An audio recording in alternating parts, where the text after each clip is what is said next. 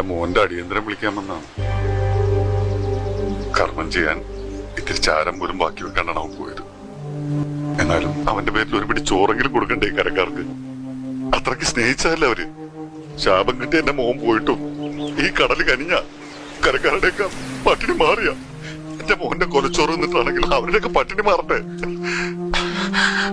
വരണം, എന്റെ മോന്റെ അടിയന്തരത്തിന് എല്ലാവരും വരണം.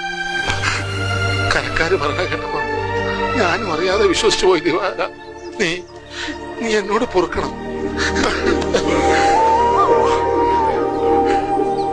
അവർ അവന്റെ മേൽ തുപ്പുകയും ഞാങ്ങണയെടുത്ത് അവന്റെ ശിരസിൽ അടിക്കുകയും ചെയ്തു. അമ്മേ, അടിയേക്കാളും വലിയ ചൂടാണുള്ളത്. എന്നാ പിന്നെ ഞാൻ ആ തീ പോയി കിടക്കാം. ഞാൻ ഷർട്ടൊന്ന് മാറ്റിക്കേ. അങ്ങനെ ഇപ്പൊ എന്റെ ബോഡി കാണണ്ട. ഷർട്ട് പൊക്കാണ് എങ്ങനെയാ ചൂട് വെക്കുന്നത്? അവരിടിച്ചത് ഷർട്ട് പൊക്കിയിട്ടല്ലോ, പിന്നെ നിന്നെ ചൂട് പിടിക്കുമ്പോ ഷർട്ട് പൊക്കണേ. കൈ കിട്ടിയെടുത്ത് ഒരുത്തനെങ്കിലും അടിച്ചു വീഴ്ത്തുന്നടാ.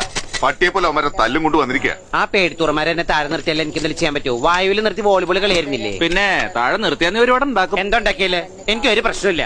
എനിക്ക് ദേഷ്യം